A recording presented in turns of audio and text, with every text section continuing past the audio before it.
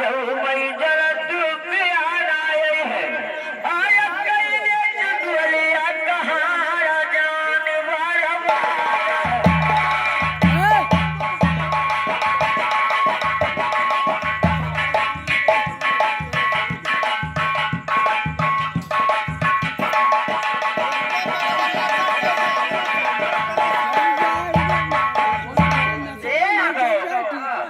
लड़का राजी आई गई लड़का काजी 51 पैसे थे 51 के बदले में 51 लाख रुपया हमारी जीवन से कराएं अरे सही सही रुपया देखो लड़का काजी की भरा खा गई या